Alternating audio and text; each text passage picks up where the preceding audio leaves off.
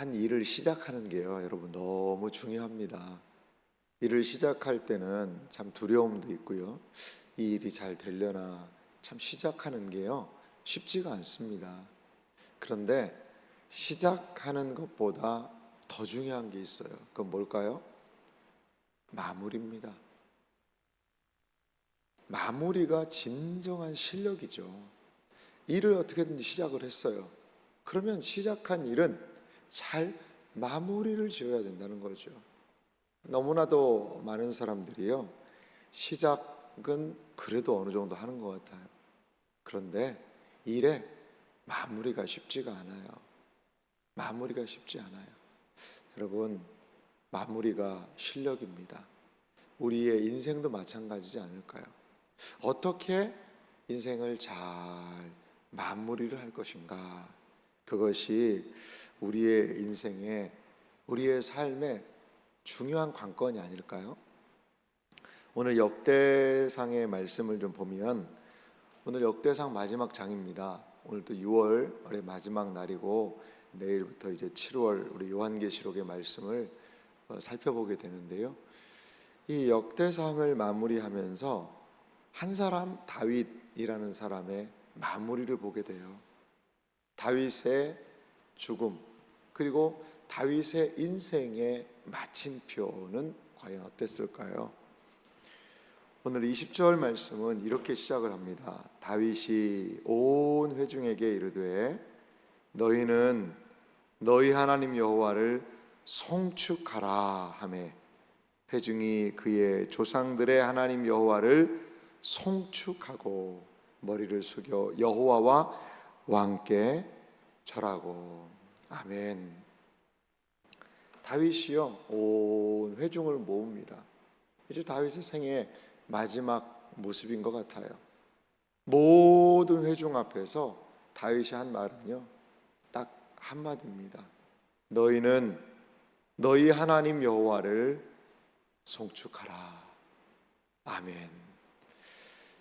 이 짧은 이 한 말, 다윗이 나이도 많아서 늙었겠지만 어떻게 보면 하나님의 사람 다윗의 인생을 보여주는 저는 핵심 문구라고 봐요. 여호와를 송축하라. 다윗의 일평생, 다윗을 누구라고 부르죠? 수금 잘 타는 사람. 다윗은 노래하는 사람이었어요. 다른 말로 하나님을 찬양하며 경배하는 사람이었죠. 한 사람이요, 하나님 앞에서 찬양하고 경배하던 그 목동 다윗, 한 사람이요, 자기에게 주어진 일을 정말 최선을 다하는 거예요. 사실 여러분, 목동으로 이렇게 일을 하는데 곰이 막 와서 그 양을 잡아가고 사자가 와가지고요 양을 물어가고 하면 참 여러분, 그 양 몇 마리를 사자가 무슨 양을 한 수백 마리씩 물어가겠어요? 사자가 물어가도 양 한 마리입니다. 곰이 죽여봐, 물론 그 안에 가서 곰들이 다 양들을 죽일 수도 있겠지만, 근데 이 곰하고 사람이 싸운다는 건 이게 쉽지는 않잖아요. 그러면은 이제 물러나서 상황을 이렇게 보다가 적절하게 소리 질러서 쫓든가 이 정도면 좋은데, 보면요, 다윗이요, 그 사자와 곰하고 싸웠다라고 얘기를 해요. 사자의 입에서 그 양을 꺼내는 심정으로. 그러니까 다윗은 자기에게 주어진 그 양부리, 주어진 사명이요, 철저한 거죠. 맡긴 일에. 그리고 어떻게 해요? 그리고 하나님을 찬양하는 거죠. 밤에 목동이 이 다윗이 양들을 지키며 하늘의 별들을 보며 하나님을 찬양하고 기도하지 않았을까요? 그러니까 자기에게 주어진 일에 충성하던 이 한 사람을 하나님이 시편 기자의 말에 의하면 양의 무리에서 뽑아냈다라는 거죠. 그 양무리를 지키는 중에서 뽑아내어서 이스라엘 전체의 양무리를 지키겠다는 거죠. 하나님 앞에서 살아갔던 한 사람을 세우니까요, 한 나라가 달라지는 거예요. 우리는 이 역대상의 말씀을 쭉 살펴보면서요, 이 역대상이 어떤 측면이 있다고 그랬죠? 예배가 중심이라고 그랬죠. 예배가 중심이고 성전이 중심이고, 그리고 과연 우리는 어떻게 회복할 수 있지? 이것이 포로에서 돌아온 이스라엘 백성들에게 가장 중요한 화두라고 말씀을 드렸어요. 다윗이 만들어 놓은 성전의 조직들을 보세요. 레위 사람들을 보세요. 제사장의 그룹들을 보세요. 이러한 예배를 위해서 그가 엄청난 레위 사람들을 조직을 해놓고 하나님을 경배하게 하는 거죠. 그 하나님에 대한 경배는 어디서 나왔을까요? 다윗 속에서 나온 거예요. 20절 말씀에 너희는 너희 하나님 여호와를 송축하라. 이 다윗의 마음속에 하나님에 대한 경배가 있었고, 그 경배를 인생의 마지막 때에도 얘기하는 거죠. 다윗의 삶에서 보면 한 단어로 다윗의 삶을 요약한다면요, 역대기가 알려주는 다윗의 삶에는 무엇이 있냐? 예배가 있어요. 예배가 있어요. 예배로 시작한 인생, 예배하며 하나님께 나아간 인생, 그 인생은 예배로 삶을 마무리할 수 있다라는 거죠. 이제 온 무리가 모여서요, 하나님께 엄청난 제사를 드립니다. 그 다음에 22절은 이렇게 얘기해요. 이날에 무리가 크게 기뻐하여 여호와 앞에서 먹으며 마셨더라. 무리가 다윗의 아들 솔로몬을 다시 왕으로 삼아 기름을 부어 여호와께 돌려 주권자가 되게 하고 사독에게도 기름을 부어 제사장이 되게 하니라. 아멘. 이렇게 온 백성에게 유언을 한 이후에 다시라고 있어요. 다시 공식화하는 거죠. 이제 하나님을 경배하며 이스라엘의 왕으로 내가 있었지만 이제 이 주권이 이양된다. 누구를 통해? 아들 솔로몬을 통해 말이죠. 여기 기름을 붓는다라는 표현이 있지 않습니까? 기름은 누구에게 붓죠? 구약에 새 직분에 기름을 붓습니다. 선지자에게 기름을 부어서 선지자를 세우고요, 그리고 제사장에게, 오늘 본문도 사독에게 기름을 부어서 제사장을 삼았죠. 그리고 왕에게 이 새 직분에 기름을 부어서 왕으로 삼는 거죠. 이 기름을 붓는다는 것은 하나님의 능력이, 성령의 능력이 이 사람에게 임해서 주어진 일을 감당할 수 있게 한다라는 뜻이 있어요. 이 기름을 붓다라는 것이 이 메시아죠. 메시아, 기름 부음 받은 자. 신약으로 얘기하면 이게 그리스도입니다. 기름 부음 받은 자. 이렇게 기름을 부어서 다윗의 왕위와 왕권이 솔로몬에게 이어지게 합니다. 솔로몬에 대한 이야기는 25절에 이렇게 얘기하죠. 여호와께서 솔로몬을 모든 이스라엘 목전에서 심히 크게 하시고 또 왕의 위엄을 그에게 주사 그전 이스라엘 모든 왕보다 뛰어나게 하셨더라. 아멘. 다윗의 삶의 마지막 모습에서 그는 하나님을 경배하는 예배가 있었다면 더 중요한 게 있어요. 그건 계승입니다. 계승. 여러분, 한 인생이요, 잘하는 게요 참 쉽지 않아요. 한 삶을요, 인생을 잘 꾸려나가는 게요, 그게 쉽지가 않습니다. 너무나 많은 장애물들이 있어요. 안팎으로 말이죠. 내적인 문제, 외적인 문제들이요 늘 걸고 넘어지는 거죠. 그런데요, 더 어려운 건 뭔지 아세요?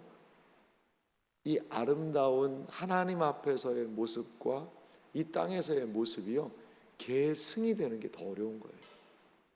부모의, 아버지의 아름다운 신앙이 아들에게로 이어질 수 있다는 건요, 이거는 하나님 앞에 복이에요. 복이에요. 어려운 일이니까 아유 나는 잘 모르겠다, 네가 알아서 해라, 나는 나고 너는 너지. 여러분, 그렇게 할 수가 없습니다. 그렇게 할 수가 없는 거예요. 다윗 왕의 하나님 앞에서의 예배와 아름다운 모습이요, 그의 아들 솔로몬으로 지금 계승이 되고 있는 거죠. 이게 계승이 되니까 어떻게 해요? 이스라엘 온 공동체 안에는요 큰 기쁨이 있는 거예요. 하나님 나라의 영광이요, 땅에서도 그 수많은 사람들의 기쁨과 감사가 충만하게 되는 거죠. 인생을 마무리하면서 내가 누리고 경험했던 그 하나님의 은혜, 내가 섬기고 봉사했던 그 삶이 우리의 자녀들에게로 계승될 수 있는 은혜가 있기를 주님의 이름으로 축원합니다. 무엇보다도 우리는 주님의 몸된 교회를 섬기는 사람으로 무엇이 우리의 자녀들에게 계승되어야 할까요? 그것은 바로 믿음입니다. 믿음이에요. 아무리 자녀들이 사회적으로 돈도 많이 벌고 잘 나가도 주님을 모른다면, 주님에게서 멀어져 있다면 그것은 아비와 어미의 근심이자 슬픔 아니겠습니까? 사랑하는 이 새벽을 깨우는 여러분, 온라인으로 함께 참여하는 여러분, 우리의 자녀들에게 믿음을 계승할 수 있는 우리 세대가 되기를 주님의 이름으로 축원합니다. 아멘을 좀 많이 하시면 좋은데 별로 관심이 없으신 건 아니죠? 마음속에서부터 아멘을 하신 줄 믿습니다. 그래요. 이 다윗에게는요 하나님에 대한 예배가 그 마음 중심에 있었고, 이것을 그의 아들 솔로몬에게 충만하게 계승이 되는 거죠. 얼마나 복된 인생인지 모르겠어요. 그러면서 역대상, 이제 다윗의 통치를, 다윗의 생애를 마무리하면서 성경은 다윗의 삶을 이렇게 정리를 하고 있어요. 26절 한번 보실래요?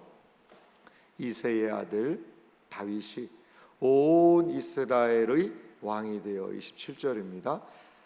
이스라엘을 다스린 기간은 40년이라 헤브론에서 7년간 다스렸고 예루살렘에서 33년을 다스렸더라. 아멘. 그렇습니다. 이스라엘을 다스린 기간이 총 40년이라는 거죠. 그래서 헤브론에서 유대의 왕으로서, 유대의 지파의 왕으로서 7년을 다스렸고요. 그리고 예루살렘에서 33년을 전체 통일 이스라엘을 다스렸던 것을 우리가 볼 수 있습니다. 이 40년이라는 긴 기간, 아이고 나는 언제 은퇴하냐? 은퇴가 없어요. 다윗이요 40년 다스리고 이제 솔로몬이 한다, 그게 아니에요. 은퇴가 없어요. 언제까지 한 거예요? 죽을 때까지 한 거죠. 죽을 때까지. 이 왕으로서의 섬기면은요 은퇴가 없어요. 죽을 때까지예요. 28절 말씀 보니까 그가 나이 많아 늙도록 부하고 존귀를 누리다가 죽음에 그의 아들 솔로몬이 대신하여 왕이 되니라. 아멘. 참 복된 말씀 아닙니까? 늙도록 어떻게 해요? 부하고 또한 존귀를 누리다가. 늙도록요, 이게 쇠하지가 않는 거죠. 기력이 쇠하고, 물론 나이가 많아서 기력이 쇠해서 하나님의 부름을 받았습니다만, 늙도록 부했다, 존귀를 누렸다라는 것은요 이제 백성의 관점이에요. 저 세워진 왕은 물론 다윗에게도 문제는 있었죠.